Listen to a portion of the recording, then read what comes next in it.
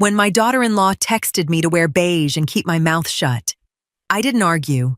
I just took my card off the tab, locked the connecting door, and bought a royal blue silk dress for the dinner she thought I was bankrolling. Wear beige and stay quiet. Those 6 words blinked on my phone screen, and they didn't come from a stranger, they came from my daughter-in-law. Vanessa. It was Thursday morning, a day that was supposed to be a celebration. My son, Julian, had just landed a massive promotion to regional director at his firm after years of burning the midnight oil. To mark the milestone, a lavish dinner was scheduled for Saturday night at a high-end steakhouse in downtown Chicago. Vanessa had taken it upon herself to organize everything. What she conveniently forgot, however, was a minor detail. I was the one footer-rig the bill.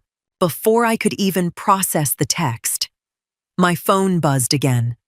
Vanessa had attached a PDF. When I opened it, I could hardly believe my eyes.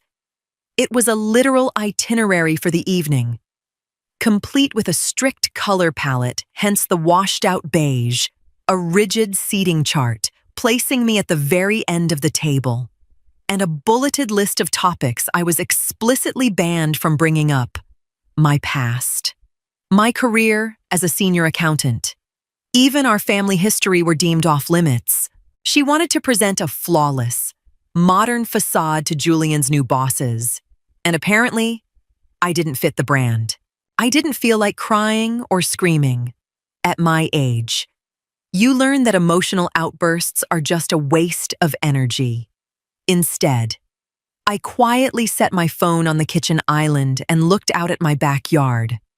Vanessa took me for a naive, lonely widow she could push around.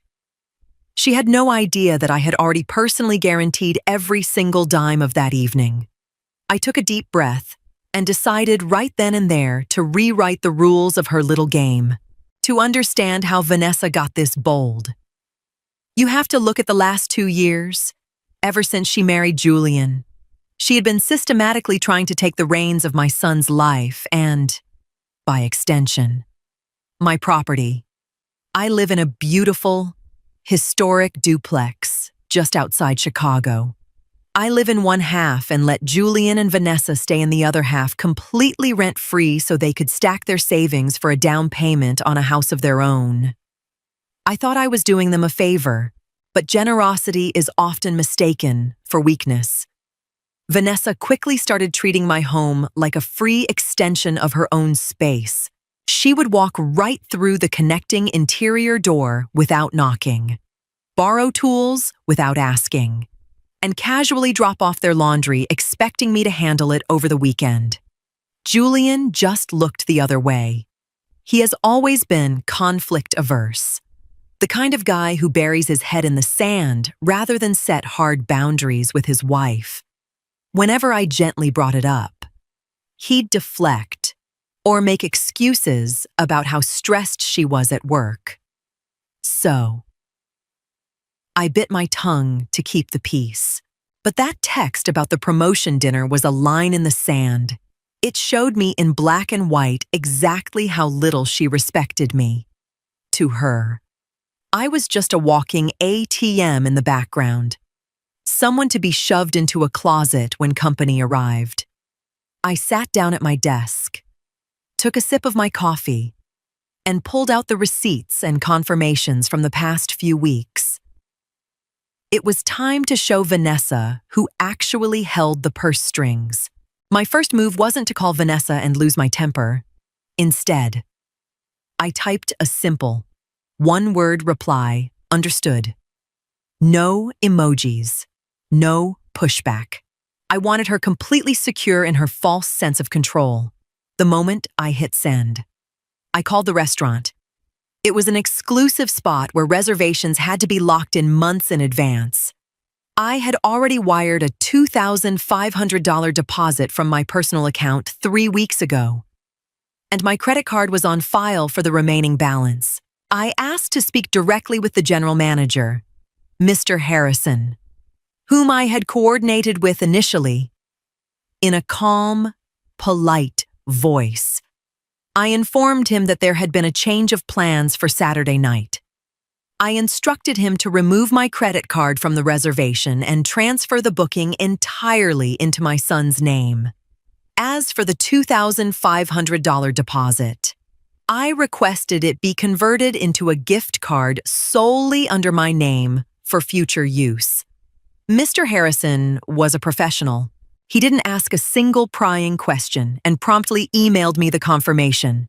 Next. I walked down the hallway to the connecting door between our units. I shut it firmly, turned the deadbolt, pulled the key out, and slipped it into my pocket. Effective immediately. The free passageway was closed. If Vanessa and Julian wanted to see me, they would have to walk around to the front porch and ring the doorbell like regular guests. It was a small but tangible boundary to reclaim my sanctuary. As I held the key, I wondered how long it would take them to notice. It took exactly 4 hours. Thursday afternoon, I heard the handle of the connecting door rattle violently from the other side. When the door didn't budge, there was a brief pause, followed by an impatient, heavy knock. I didn't answer. Instead, I walked into my kitchen and calmly watered my indoor plants. A moment later, my phone vibrated. Vanessa was calling. I let it ring 3 times before picking up. "Hey, Evelyn, why is the hallway door locked? I was trying to grab your large roasting pan." Her voice came through the speaker, laced with irritation. "I locked it because I've decided I need a bit more privacy moving forward," I replied evenly, keeping my tone entirely neutral. There was dead silence on the other end. She clearly hadn't anticipated me standing my ground so matter-of-factly. "But we've always shared everything," she stammered, her tone shifting to defensive. "Times change. Vanessa," I said smoothly, "if you ever need the roasting pan, you're welcome to walk around and ring the front bell tomorrow when I'm home. I have to run some errands now, so I'll let you go." I didn't wait for a response before hanging up. Reclaiming my space felt incredibly liberating, but that was only the groundwork. Friday was right around the corner, and I had a few more arrangements to make that would completely shake the foundation of her weekend plans. On Friday morning, I drove down to my local bank branch. Ever since my husband passed, I had managed our estate with meticulous care. I had been giving Julian a substantial monthly allowance to help them enjoy a comfortable lifestyle while they saved. On top of that, I maintained a college fund for my future grandchildren, which I funded entirely out of pocket. I sat down with my longtime financial advisor and restructured everything. I canceled the monthly transfer to Julian, effective immediately. It wasn't an act of malice. It was a matter of logic. If I was going to be invisible to them, my financial support was going to be invisible too. My advisor processed the changes without a word. When I walked out of the bank into the crisp autumn air, I felt a weight lift off my shoulders that I hadn't realized I was carrying. I was officially retiring from being the family safety net. On the way home, I passed a boutique downtown. Hanging in the window was a breathtaking, vibrant royal blue silk dress. It was the exact antithesis of the dreary, muted beige Vanessa had ordered me to wear. I walked inside, tried it on, and bought it on the spot without looking at the price tag. I paired it with an elegant silver necklace. I was going to show up on Saturday night, but I was going to show up entirely on my own terms. I couldn't wait to see the look on Julian's face. Dear Quiet Revenge community, many of you have been with us through stories of heartbreak, courage, family conflict, and hard-earned justice. We are deeply grateful for your time, comments, and support. We also believe in being transparent. AI tools may help with certain parts of the creative process, but every story is carefully reviewed, edited, and produced by our team to ensure quality and authenticity. At the moment, our channel is not receiving YouTube monetization. If you would like to help us continue creating new stories, please consider supporting Quiet Revenge with the price of a small cup of coffee. Patreon, https://www.patreon.com/Quiet Revenge Family. Coffee, https://go-fi.com/history family. PayPal, https://www.paypal.com/paypalme/kanhuangmin. Thank you for being part of this thoughtful and caring community. Saturday night arrived at exactly 8 o'clock. I walked into the steakhouse, dressed in the royal blue silk with my hair swept up in a classic updo. I felt an overwhelming sense of calm. Julian, Vanessa, and 3 of the top executives from his company were already seated at a large, beautifully set table in the private dining alcove. The second Vanessa caught sight of me. The practiced smile froze instantly on her face. I completely ignored her seating chart at the far end of the table. Instead, I walked straight up to Julian's CEO, Dr. Sterling, whom I had briefly met at a corporate gala a year ago. "Good evening, Dr. Sterling. Wonderful to see you again," I said, my voice steady and warm as I extended my hand. He stood up politely, greeting me with genuine enthusiasm.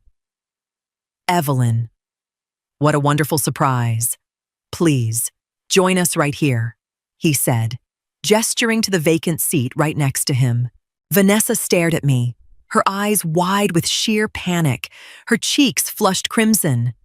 But with the executives watching, she couldn't make a scene. She tried to shoot me a burning, warning glare. But I looked right through her. Julian looked incredibly anxious, shifting uncomfortably in his chair. Dinner was served, and the conversation flowed effortlessly. I found myself in a delightful discussion with Dr. Sterling about local market trends, while Vanessa sat in stunned silence, barely touching her wine. During the main course, Vanessa made several passive-aggressive attempts to hijack the conversation and push me out of the loop. Evelyn loves talking about the old days, but corporate structures are just so vastly different now. She chimed in with a forced, high-pitched laugh after I shared an insight on budget forecasting. Dr. Sterling countered her immediately, shaking his head.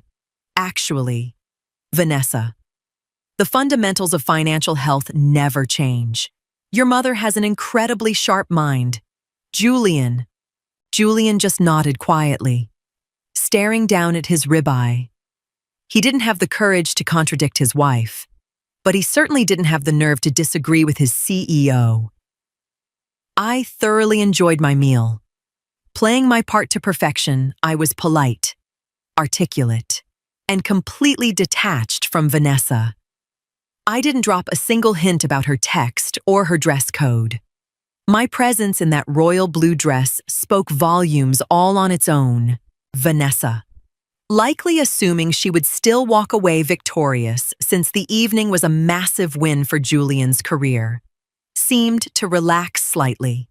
She smiled as she ate her dessert, basking in the reflected glow of the executive's praise. She had absolutely no idea that the real climax of the evening was approaching, and that a harsh reality check was waiting for her the moment the bill arrived. As the dinner wrapped up, Dr. Sterling thanked Julian for the wonderful evening and commended the choice of venue. Vanessa beamed with pride and signaled the waiter for the check. "We'll take care of everything, of course," she announced magnanimously to the table. The waiter nodded and brought over the leather presenter. However, instead of handing it to Vanessa. He placed it squarely in front of Julian. Per the updated reservation instructions, Julian opened the folder, took one look at the total, which came out to nearly $3,500 with wine and gratuity, and confidently slid his American Express card into the slot. He handed it back to the waiter. A few minutes later, the waiter returned, looking genuinely apologetic. "I'm sorry, Mr. King, but the transaction was declined. It seems to have exceeded the daily limit." Julian's face turned bright red. He hurriedly pulled out a second card. But that one failed. 2. Vanessa's face went entirely pale. Vanessa shot a frantic, desperate look in my direction. She clearly expected me to do what I had always done: open my purse, hand over my card, and bail them out. Instead, I sat back, took a slow sip of my espresso, and didn't move a muscle. "Mom," Julian whispered, his voice cracking slightly so the bosses wouldn't overhear. "Is there something wrong with the account?"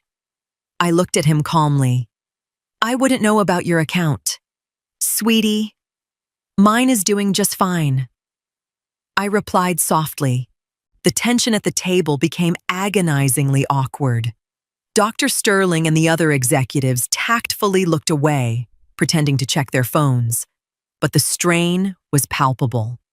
Vanessa leaned across the table and hissed under her breath. "Evelyn, stop playing games. You said you were covering this. Just pay the bill." I met her gaze with absolute serenity. "I only pay for guests who treat me with respect." Vanessa. Since I was supposed to sit at the end of the table in beige and keep quiet, I'm not really here in that exact moment. The pieces clicked together for Julian. He remembered his wife's texts and realized I had pulled the plug. Without saying another word, he stood up and walked over to the front host stand with the waiter to sort out the mess with his bank. Vanessa sat frozen, completely mortified. The perfect, sophisticated facade she had spent weeks orchestrating had completely unraveled right in front of the people who held her husband's career in their hands. I stood up gracefully, picked up my clutch, and bid a warm farewell to Dr. Sterling and the colleagues. "It was an absolute pleasure. Have a wonderful rest of your evening," I said smoothly. I looked at Vanessa one last time, gave her a small, knowing smile, and walked out of the restaurant without looking back. As I stepped into my Uber, a profound sense of peace washed over me. They had learned a valuable lesson. Respect isn't something you can budget for. The next morning, the house was beautifully, blissfully quiet. No footsteps echoing through the hallway. No one rattling the door handle. Around noon, there was a soft knock at my front door. I opened it to find Julian. He looked exhausted, with dark circles under his eyes from what was clearly a sleepless night. He stood on the porch, unable to look me in the eye. "Mom, I am so sorry. I had no idea what Vanessa texted you. We had to drain our entire emergency savings last night to clear that tab." "That's between you and your wife, Julian," I said calmly, keeping myself framed in the doorway without inviting him in. "I have subsidized your comfort for years, only to be treated like an embarrassing chore by the woman you married. That ends now." He nodded slowly, defeated. He didn't ask for a handout, and I didn't offer a compromise. There were no tears, just accountability. The allowance stayed canceled, and the connecting door stayed locked. In the weeks that followed, I felt like a new woman. I finally booked that trip to Italy I'd been putting off for years and filled my schedule with friends who actually valued my company. Julian and Vanessa had to learn how to stand on their own 2 feet and balance their own ledger. Vanessa avoids me entirely now, which suits me just fine. I drew my lines, reclaimed my life, and proved that I am never to be underestimated. Dear, quiet, revenge, community, many of you have been with us through stories of heartbreak, courage, family conflict, and hard-earned justice. We are deeply grateful for your time, comments, and support. We also believe in being transparent.